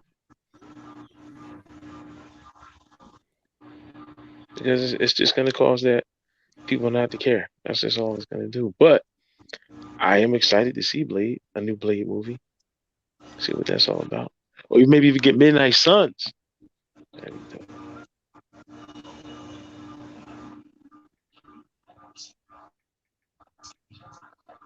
What do you think, OG? What's up? Well, I'd rather see Blade first before a whole Midnight Sun, or have his movie go into Midnight Suns. You know what I mean? That'd be great. Yeah, that would be cool. But I mean, I'm excited. I'm still excited for it. I like him. I like Mahershala Ali. I thought him as Cottonmouth was such an underutilized character. Oh my god, man! Like, talk about such a great buildup and a great character for them just to snuff right away. He's amazing in True Detective. That's when I really, really, really became a fan of his acting. And I'm excited to see him as Blade. whether it's Oh, going to be, a movie Yeah, that's what or I'm saying. Everybody is. They just need to do it, man. Break it down. Let it be broke. Give us Blade, man. Because the last Blade movie with all those wrestlers, Ryan was sad. It left a sour taste in everybody. yeah. And Well, they were supposed to be the what were they supposed to be the not the Midnight Suns. Who was that team Blade runs with? the day or no. The day I just watched it the other day too. it's not the Midnight Suns. Nah, they're not the Midnight Suns. No, Midnight Suns is like Ghost Rider. It's like a bunch of Ghost Rider, yeah. And Doctor Strange usually puts them together. He usually puts them together. Like he'll pick the crew and give them a mission. That's Midnight Suns. Yeah, but that's not. Those are the guys in Blade 3. No, the guys in Blade 3 were the Midnight. No, they were the or the Raiders or some shit. Nah, they were. It's a team that he runs with. Yeah, Midnight Marauders or some shit like that. It's something like that. Midnight Marauders. That's the what you call it, man. That's the the Night Stalkers. Night Stalkers. Yeah. that's Tricord Quest. yeah. Nah, the Night Stalkers are. That's what they were supposed to be. But like OG Lee said, I mean, listen.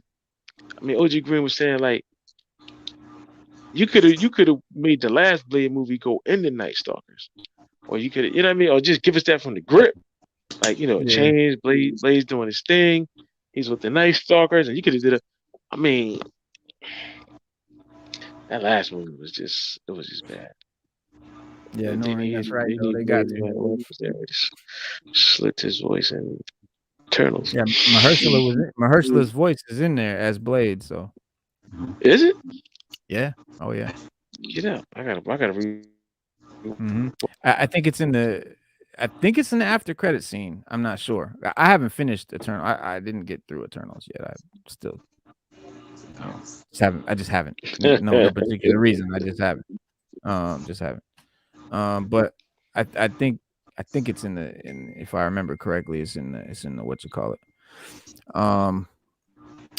All right, so welcome to the review of Andor episode 5. Killer episode. I mean, a killer show. This episode was fucking dope. Yeah, bro, like this is definitely the best show on Disney Plus since Mandalorian, and I dare say it's even better quality. Might not be as enjoyable for some and for most because the Mandalorian has all this really cool gunslinging action and all that great stuff, and it's dope. I love it, and I love Ahsoka and all of that great stuff. Can't take shit away from people call it the best boring show on television because it's a spy show. Right, but right. This episode is definitely this episode up a notch. This episode is definitely yeah. Each week. But how many are we getting? How many episodes are we getting? I thought it was 8. Let me double check. Yeah, because this one was actually. I mean, we know it's building up to the heist, but I don't know. It just feels like Star Wars. No matter how you watch it, no matter how you look at it, it just feels like Star Wars. Like, and that's what's so that's what makes it so great. Like you can watch that. That's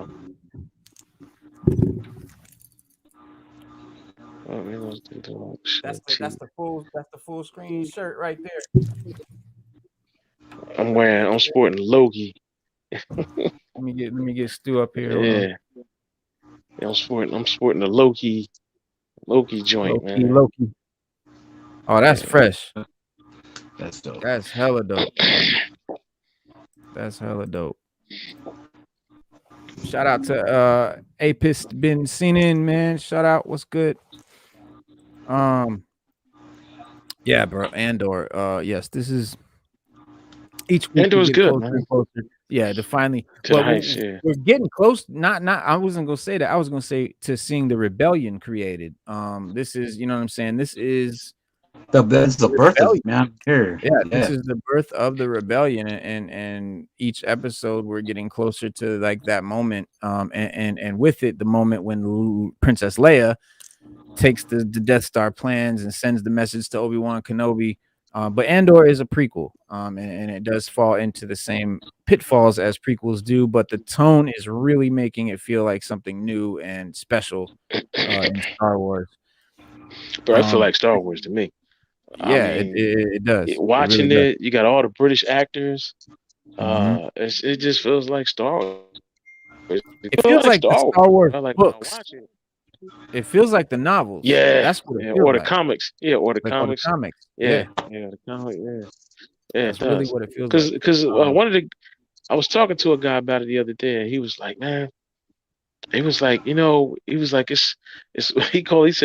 He said him and his friends called the most exciting, boring episodes ever. Yeah, And I was like, yeah. and he said, but we're That's loving it. that's called good He writing. said it's right. He said it's like a soap opera, but it's just good. I Yep, said because that's it feels called like Star good Wars. writing. Exactly, and it's good. That's what we always say, man. It's about quality writers, man. It's quality writing. And It is.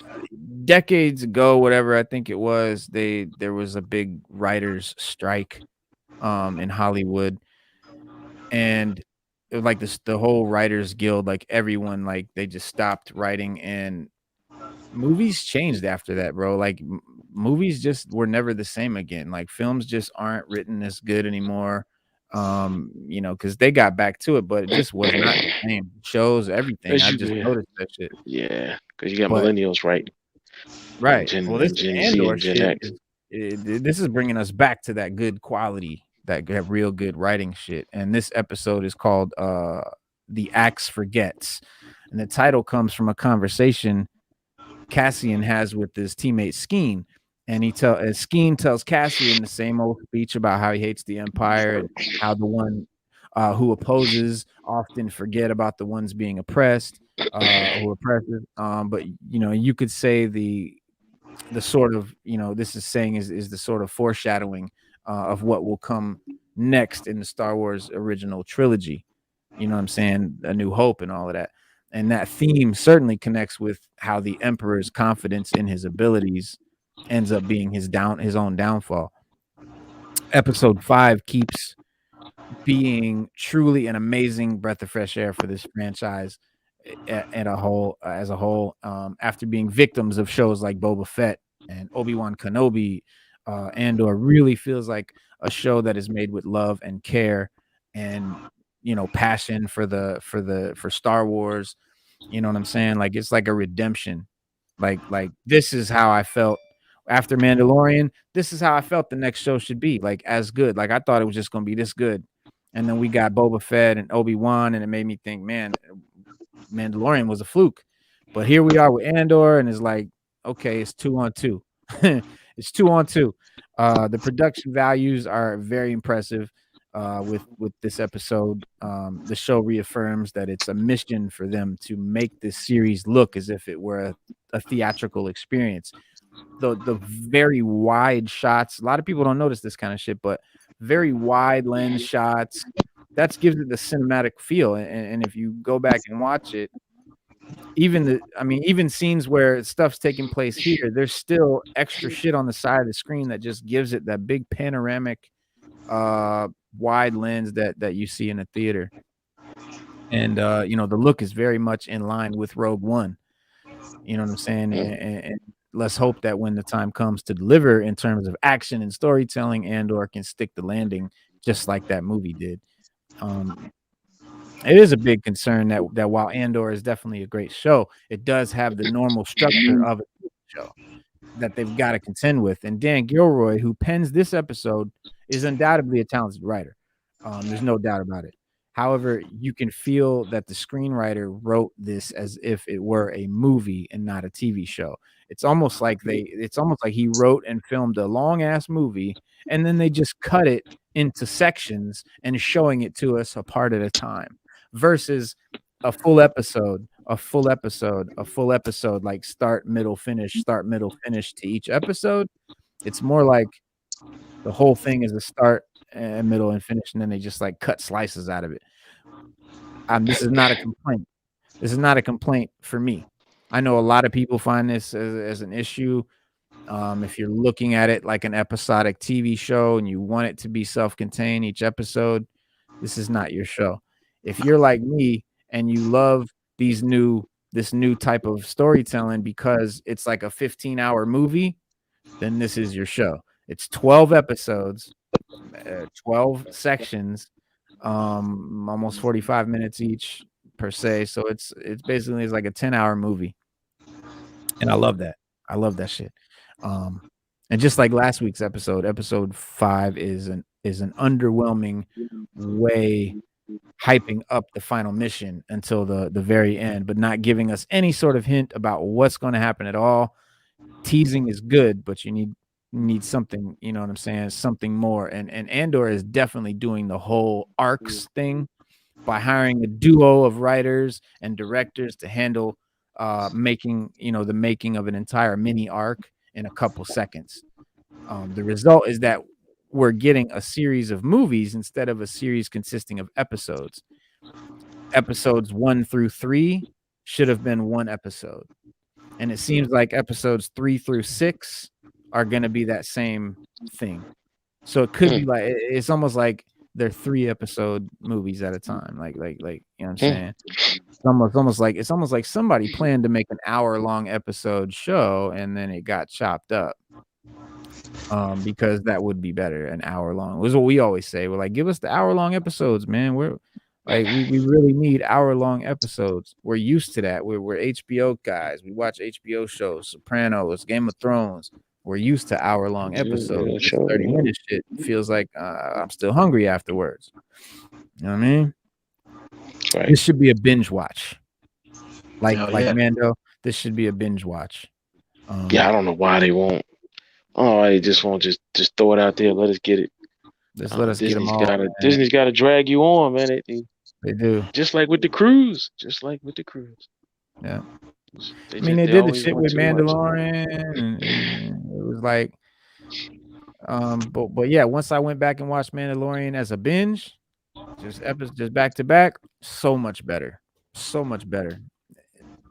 It was already great, but when you watch a show and it's like 20, 30 minutes long, 30, 40 minutes at the most, and then you got to wait a week for the next part. Yeah, that's kind of lose. You lose the vibe and shit. Yeah, that's a lot. They need to take a page out of Netflix book. Netflix is still operating just fine by giving us every episode on the release date. They're not losing any business. But I know Disney's afraid that, and I know because people do. They'll get the streaming service for 1 month and then cancel it. Yeah. Which I don't know why people do that anyway, because you really only like one thing on the show. You're not gonna like nothing else. But streaming services are funny. Like it's not expensive. It's $7.99 a month.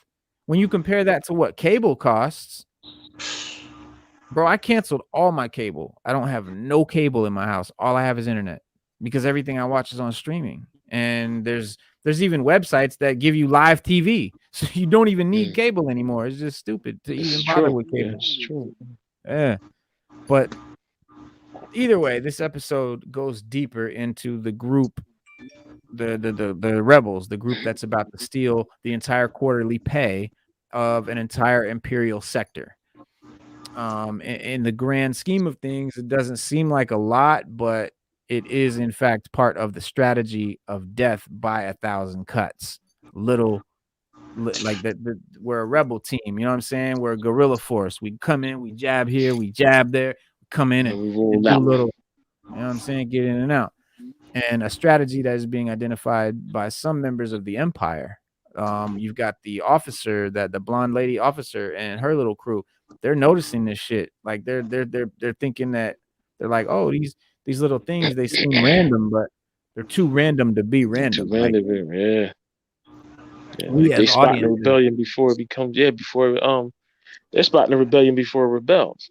Exactly. Exactly, and that's what I'm saying. Like they're starting to they're gonna see it before it pops off. Oh yeah. It feels kind of sad to see some of those Imperial officers be utterly wrong. We know what's going to happen. You know what I'm saying? But the good thing about the episode is that it goes deeper into the motivations of this team. And it actually shows us who the rebels are. Who is this group of people that I think me as a Star Wars fan since the early 80s has always wondered, who are the guys that started the rebellion? Like, I mean the first two guys, like the first five guys that really started it, really, and that's who we got. So this is beautiful. It shows us who they are, and it's very elegant. The episode has to ignite a lot of tension that isn't there in the first place in order to create drama. But at least it ends up giving the characters a personality that feels right for each of the characters. And these are not the best characters ever put on a Star Wars story, but at least they're not the bike gang, the Teletubby bike gang from Boba Fett. But they did have Blue Walrus milk. They did have Blue Walrus titty milk. They did. Yeah, No, and it was the officer guy, the cop guy. He had he some. was drinking. Yeah, he was drinking. Yeah. With He with his mom. blue, yeah, with his blue space pebbles. Yeah, yeah. That whole scene, like, what's going on with that guy? Yeah.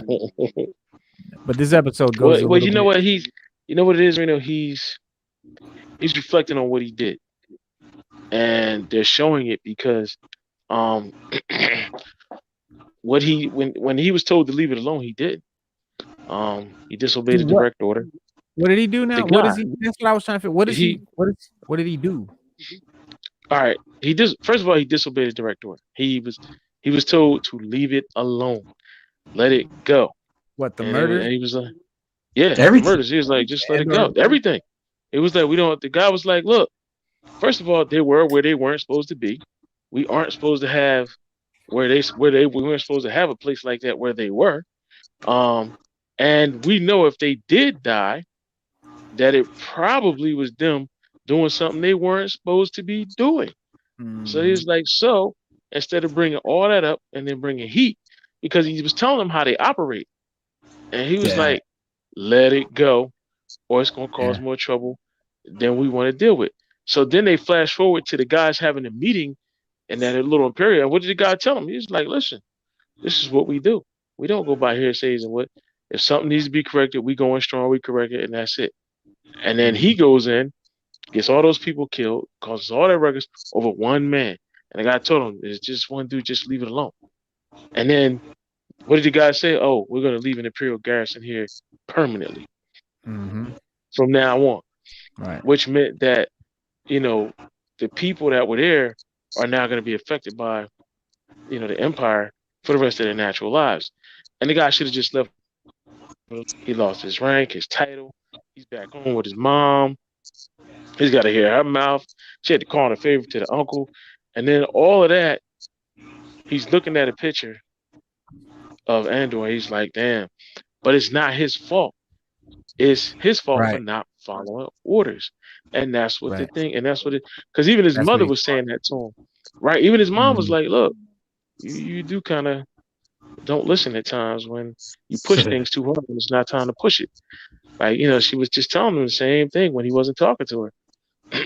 But it's good that they showed the reflection of how deep it goes with him and how it's eating him up. He's like, if you ever read Les Miserables, he's like Javert. He couldn't let Valjean go. Yeah, he just couldn't let him go. He just couldn't let it go, and it ultimately wound up ruining him in the end. And he's after he's still obsessed with finding Cassian too. Yeah, just like in Les Miserables. Yeah, he's Javert. He is the Javert of the story. Yeah. Well, it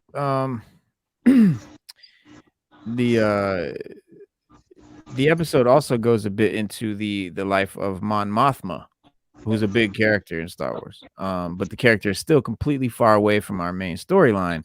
Her interventions in this episode feel absolutely random. And while they build the status of her home life, these moments feel like they could have been anywhere else. Another sign that these 3 episodes, just like the 3 before them, were designed to be experienced in one sitting. Instead, Disney decided to cut this experience into 3 episodes each, and we're left with an episode with no hook at all.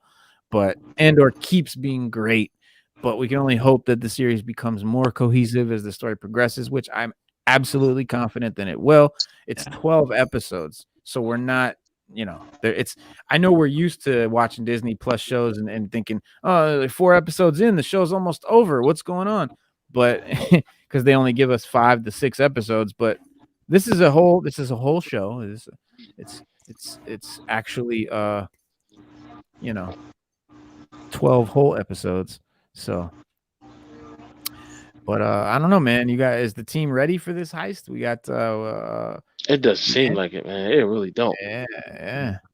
It's hard to say. It doesn't seem like they're ready at all, man. I mean, Yeah. it's too many. They're doing too much questioning. Cashin keeps telling them like, "Look, man, if y'all scared to do this, let me know now." Just like with the ship, he was like, "Whoa, you guys don't even know how to fly the damn thing." He's like, "Hold on, I gotta fly the ship." He's like, "It's my butt on the line. I'm flying this shit. We gonna do this." Mm-hmm. So, hopefully, they find. I mean, KSO. the episode is. Yeah, I want to see KSO too. Yeah, hopefully they find KSO. But the title of the show is this episode is The Axe Forgets, which is a reference to how sometimes those in power forget how it feels to be oppressed, and is a metaphor that adapts very well to Star Wars. As more often than not, the villains lose because they feel too overconfident in their abilities and underestimate the will and the pursuit of freedom of their enemies. Even the last battle during Return of the Jedi was an example of this. Andor doesn't go for a big space battle, but it it does go for a big heist on an Imperial facility. Can I call you back? This episode does deal with a lot of feelings of fear, that some characters are facing. And Andor is the only one, I think, that admits being fearful, right? He was like, yeah, I am afraid. Like, this is fucking crazy. You guys ain't afraid? Like, that makes me wonder. Like, you should be afraid. That shows that you're fucking smart. He's the only one capable of not losing this. He's a mercenary. And you got to trust him because in the beginning of the show, he's by himself. Everything he does on his own. He's not used to working with people. He's not used to being with a group of people, having to trust them and all that. Even when you watch Rogue One, it's the same thing. He still has the same attitude in Rogue One. When he's got to work with a bunch of people, he's like, look, and they're telling him, look, if this goes wrong, you got to do what you got to do. You might have to put a couple people down. So when I'm watching Andor, I'm thinking like, this is where he has that, because he was hardcore in Rogue One. I'm thinking this is where that hardcore attitude comes from, where he might have to put a couple of them down before it's all over. Right. Yeah. He ain't scared. Like he'll do Why are it. they doing the mission? Right. Why are they doing the mission? Because he was going to shoot my man over the Kyber crystal. What's up, OG? Oh, he was trying to say something. Yeah, he was going to shoot him over that crystal. He was going to kill him. He's like, I'll kill you about that shit, dog. Yeah, he's like, hold up, man. We're going to die, bro. But this episode, it focuses mainly on Cassian, on Andor, trying to bond with the team. Like, he's trying to bond with them, and some of them are bonding back. Some of them are a little bit harder to bond with. And in the previous episode, it was established, right, that the team has been preparing for months on this, and him just coming in at the end as an unknown element where spies and shit are an issue in this world, you know what I'm saying? And it threw the team, it threw them off their groove, you know what I'm saying? And Cassian, who's taken the fake name of Clem, goes, what, Clem? I don't know where they but yeah, he goes it's around a space the camp. name. It's a space name. You gotta be born. Yeah, you gotta be born in space. They have a name like Clem. Well, he's telling all the members of the team, like, trying to learn their names and learn everything that, and get to know them and shit. But he's a mercenary, and they don't even know that right now. They think he's there like they are because they're down for the cause. He's not at all for the cause. He's there because he's getting paid. At this point, Cassian is not an idealist. He's not a rebel. He's not down for the cause. Couldn't care one way or the other. He's about getting his money right now. Obviously, he will become a true rebel because we know in Rogue One he sacrifices himself. We know this. So this is I love seeing these kind of prequels where we know how they end up, but we get to see the journey, and it's dope to see them start off See how they get completely there. different. Yeah. Yeah. Yeah, because right now And you when got he that wakes paper. up, like remember he's in the camp and he wakes up and he looks around and his shit's gone. Like he's like, "Where's my shit?" And then Scheme, one of the other members, he's got his stuff. And he says that Val ordered him to do it. And Scheme sees that Cassian has a better understanding of the world than the rest of the people. And he notices his jail tattoos. He's like, you know what I'm saying? They don't know what this is, but you know what this is. And it seems like they share a common past, them being soldiers and prisoners, but yet Scheme doesn't trust him at all. At all. And Cassian explores the camp and talks to the rest of them, and it seems like all of them believe that the mission is something more than the heist, right? To him, it's like a heist. We're here to steal this money or whatever, but they are doing this as a rebellion against the Empire. They believe that this could basically start the real rebellion. You know what I'm saying? That's kind of why they're doing it. And Cassian also seems to be attracted to Cinta. And remember when I think he was just talking to her when they were standing around the campfire, and Vale came up and pushed between them, and she's like, "Cassian, stay focused." But I think that And the other guy told him I think she already sharing somebody's blanket. Sharing somebody's blanket. I think it's her and Val. I think it's I do too. Yeah, I think her and Val. Women. Yeah. I think they're together. Yeah. Yep. And she so does too. this a couple of times. That's how we get down now. Yeah, because that's how we get down now in this world. Back in the 80s in Star Wars, it wouldn't have been like that. No, but that's how, yeah. And she a few times she lets him know, like, this is my chick. Like a few times it was on some like, I see you, you know what I'm saying, peeping, but this is my it's my piece. It's my thing right here. You know what I'm saying? My bottom right here. But yeah, she also reveals that they don't know how to escape the ship out of the hangar, right? Their escape route is a spaceship, but they don't know how to take it out. And he's they need Cassian to do that. He can't believe, he's like, y'all don't know what the fuck, y'all don't know how to fly the ship out. Like, what if I wasn't here? You know what I'm saying? But she's like, we figured it out. She said, we figured it out. Mm-hmm. Like, no, well, he's like, I'm flying the ship, bro. He's like, I'm flying the ship, and she's like, I gotta go start dinner, man. Oh man, thank you for kicking it with us, bro. This is annoying, dude. Yeah, what'd you agree? What's up? Nah, man, I don't see why I'm the one that has to cook tonight, but whatever. Like, I mean, 2 other people in this house I can cook. Like, well, sometimes maybe it's just your cooking, man. It's your turn, right? It's just your cooking, man. Maybe they want what you can cook, and they can't cook it as good as you can. I want what they can cook. I mean, I got. All right, man. Love you, bro. All right, man. Love you, bro. Peace. Yo, but yeah, dog. Shout out OG Lee. That's my brother. But later in the episode, Cassian and the rest of the team, they get ready to abandon their camp and go execute the heist and shit. And it seems like everybody understands that this might be a suicide mission, and some of them ain't coming back. And then Scheme intercepts Cassian during the journey, and he's like, "What's this kyber crystal you got, dog? Like we out here starving and shit, and you walking around with 30 grand on your neck. You know what I'm saying? Like, what's really hood? Like, you down with us or what?" And then that's when Cassian reveals that he's a mercenary. I'm here because I'm paid to be here, and that's it. He doesn't believe in the rebellion at this point. Cassian feels that they're all scared and they might want to find an excuse to, Quit. not do the Yeah, heist yeah, and go back to their nice. Yeah. lives. And so he says, the truth. He's like, I admit I'm scared, but unlike y'all, I'm not gonna lose my nerve. It's a difference in being scared and losing your nerve. And thanks to that speech, they seem to be more confident about the mission. And Vel says goodbye and says that if everything goes well, they'll see each other at the end of the See day. again, bro. You know what I'm saying? But yeah, Nah, he kicked it to him because he's like, look, like even though I'm paid to be here, I got the most nerve out of all of y'all. I'm ready to do hmm this. So don't tell me y'all want to do this and then all of a sudden we can't get it done. That's you guys are scared or y'all gonna lose your nerve.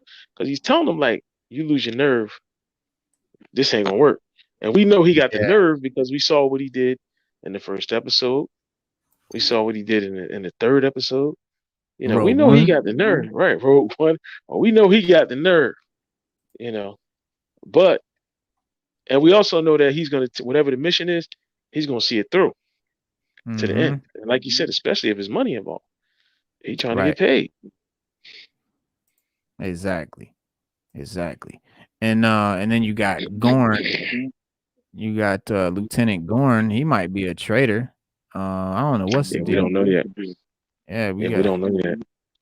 Yeah, we don't know you yet. know Cause right, I mean, right around the time that the heist is happening, you got some people from what's the name of that planet? Where the Jedi Temple used to be.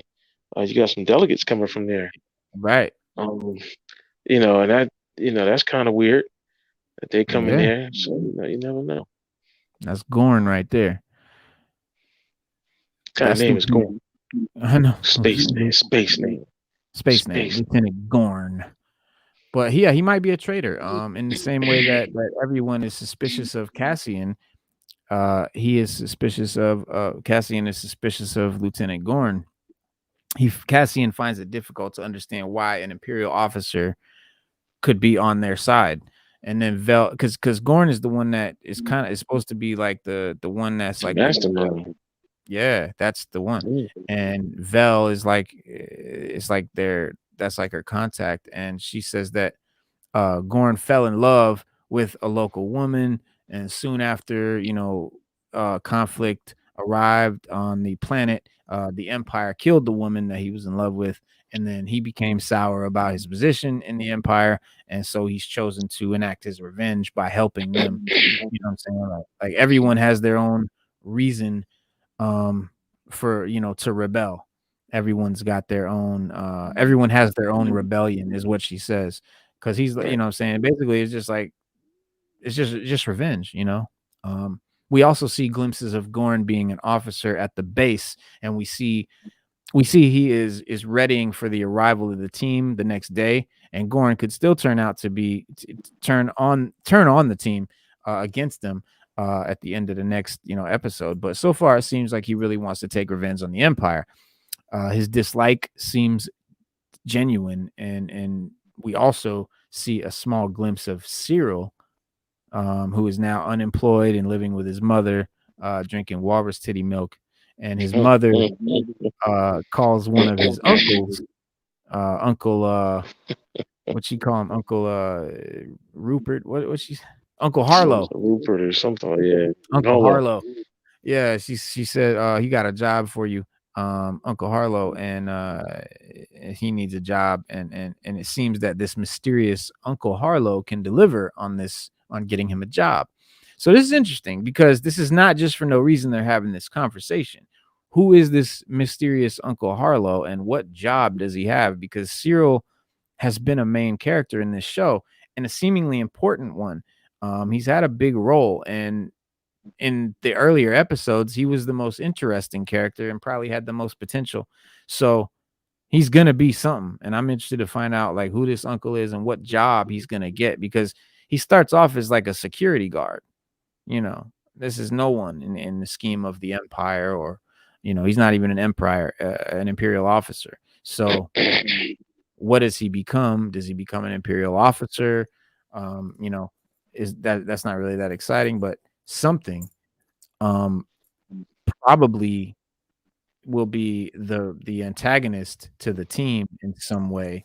Um, and this episode, lastly, also does remind us that Mon Mothman is on the show, and we see a part of her home life, and it sucks pretty bad.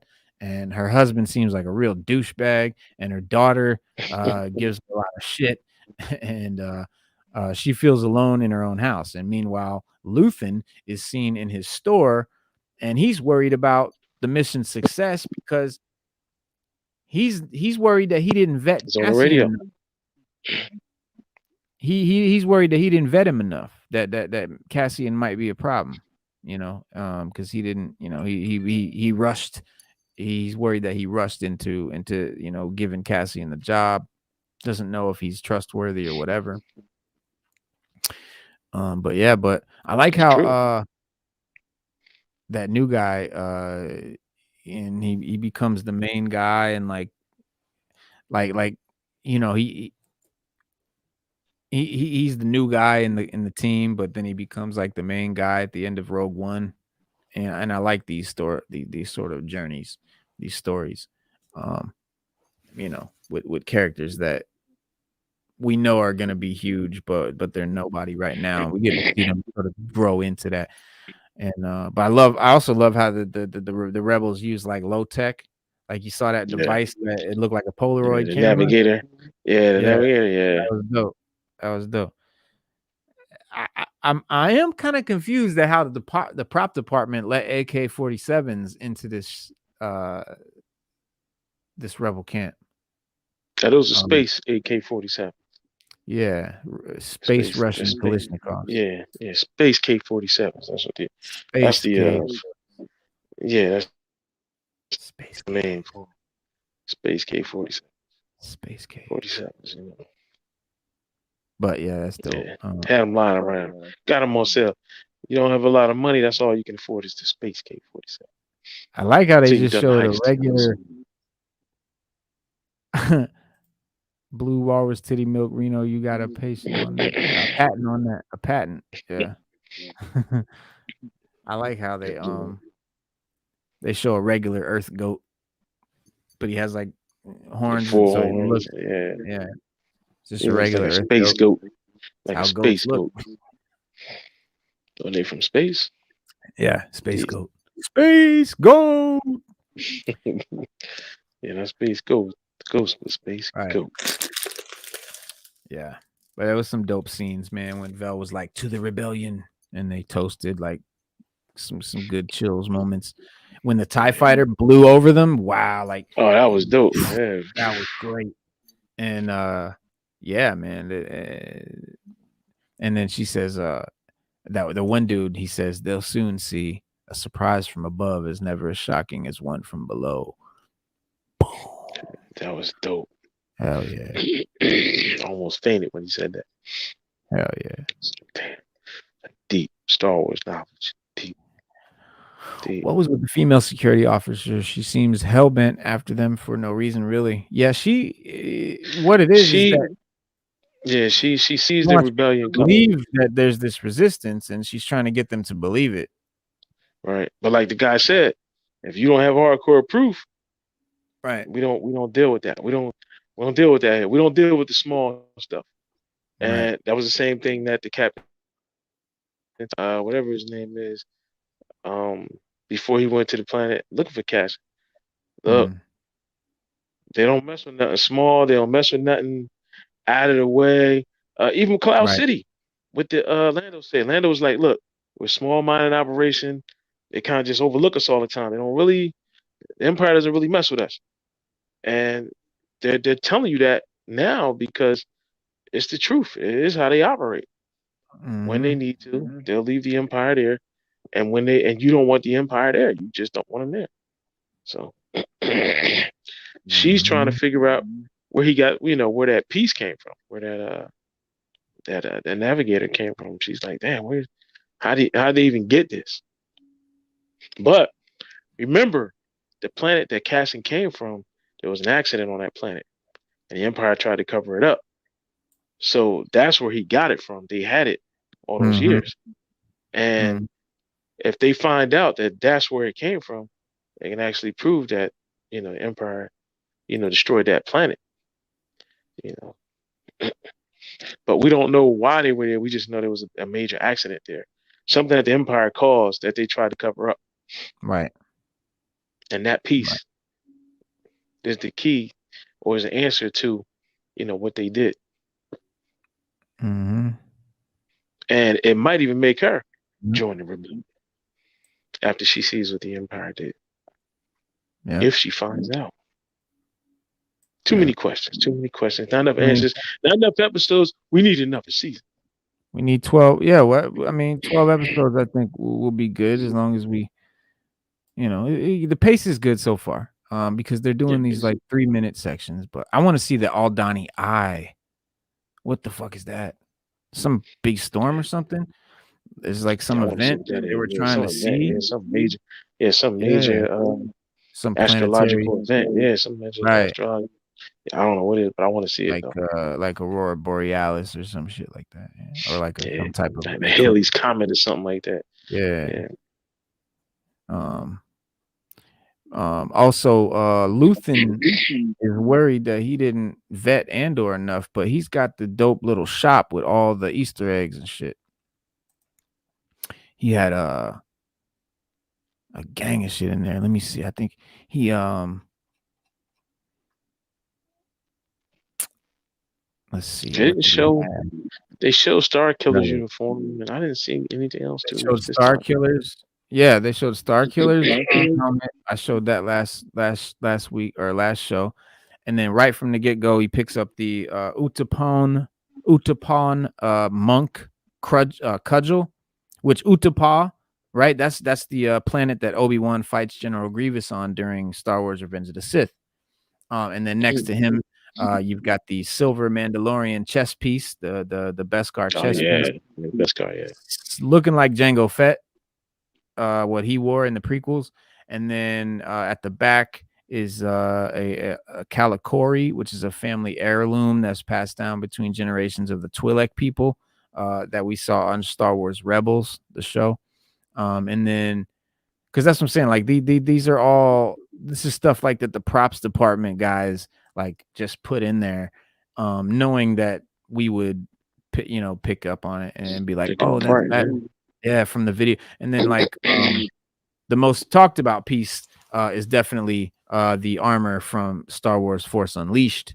That 2008 video game has a very strong following and fan base since its release, but was taken out of Star Wars canon after Disney acquired the license. But it features the fan favorite character Galen Merrick, who dons this Sith stalker armor after becoming Darth Vader's secret apprentice. And then, while its appearance doesn't confirm the existence of Galen himself, it does canonize, that small part of the game. That's dope. And then next up is something that is even more surprising than the armor, not because of the its place in canon, but because it's unknown how Luthen ever got a hold of it. Right in front of Mon Mothma's driver sits 3 stone tablets. On them are gold markings and drawings of hands. And these are reference to Mortis, a mysterious planet from Star Wars: The Clone Wars that housed physical embodiments of the Force. So whenever these symbols appear, the more mystical side of Star Wars seeps through, which was especially shown on Star Wars Rebels as tablets like these help open the possibility of time travel. Like remember in Rebels they got the time portal and shit. So and then finally, as Mon Mothma and Luthen make their conversation more private, they head into that back room of trinkets, and then it's not very clear, but you've got Jedi and Sith holocrons in the background, the ancient storage devices that like an ancient Sith Lord would download like a selfie video to the holocron, yeah, and put it in a holocron for his apprentices to find and watch the video, sort of. But you could actually interact with the hologram of the master that pops up. But this is all shit from the books and the comics and stuff, man, and the video games, and that's the coolest shit. And then but the showrunner, has recently spoken out against the idea of fan service, noting that story should come before all else, which is true. And it would seem that Luthen's shop goes against that whole idea, although it feels more like the prop makers having fun behind the scenes, as they bring the subtle nods for the keen Star Wars fans. But either way, the items on display bring a surprising amount of lore into Disney's Star Wars, because it is sorely lacking in that department. It always is. It always is, especially when Kathleen Kennedy's in charge. We don't like her. No, we don't. Well, guys, that's it for me, man. I think that's Star Wars canon. Yeah. We'll be back next week with more Andor, and don't forget to watch She-Hulk. That's right. Yeah, so we'll be back. We're back Saturday, actually, guys. We here every Monday, Wednesday, and Saturday at 6:30 p.m. Eastern Standard Time. That's our show for the night. Check us out Saturday for DC Power Hour. Peace. Peace.